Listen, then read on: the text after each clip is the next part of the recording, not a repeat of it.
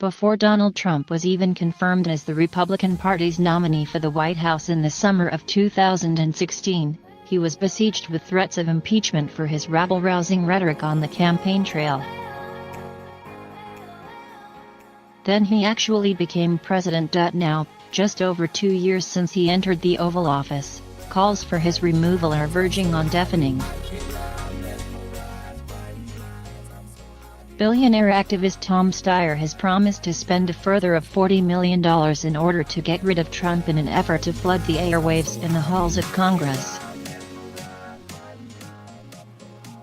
A newly elected Democratic representative, just hours after being sworn into Congress, enthusiastically told her supporters that "We're going to impeach this mother-f***er." Just this week, another Democrat insisted that impeachment must begin before the country gets distracted by the necessity of the 2020 election. Even a man who once proudly exclaimed that he'd take a bullet for Trump couldn't hold back on the alleged criminality of his former boss. He is a racist. He is a con man. He is a cheat, Trump's former lawyer and fixer Michael Cohen told lawmakers, under penalty of perjury, in incendiary testimony on Capitol Hill last week. The accusation was enough to put impeachment advocates into a tailspin. But Harvard Law constitutional law professor Lawrence Tribe wants people to know that impeachment can be a double-edged sword. Impeachment is neither a magic wand nor a doomsday device, Tribe writes in his book To End a Presidency, which hit shelves last year and got a paperback release featuring a new epilogue this week. Instead, it is an imperfect and unwieldy constitutional power that exists to defend democracy from tyrannical presidents. The book, written with attorney Joshua Matz, offers a guide to the process of removing a president from office, the potential consequences and what role impeachment plays in our current state of partisan politics. Tribe is particularly wary of the American public's obsession with discussing the removal of the president, telling Newsweek that the danger of too much impeachment talk is that it's like crying wolf. By the time the wolf is at the door, no one will believe you. But now that Democrats have a majority in the House of Representatives for the first time in Trump's presidency, impeachment is closer than ever to becoming a reality.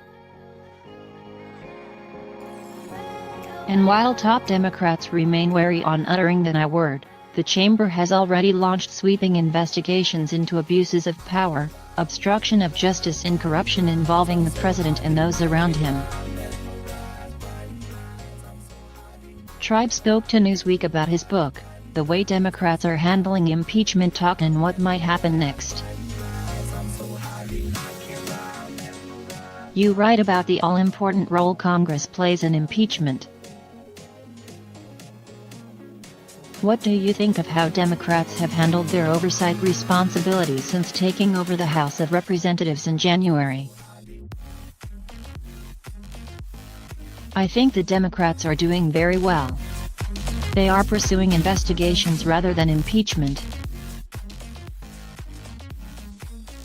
That is, they are looking carefully and very broadly at all the different areas of possible presidential misconduct that have endangered the country and misconduct by others in the executive branch.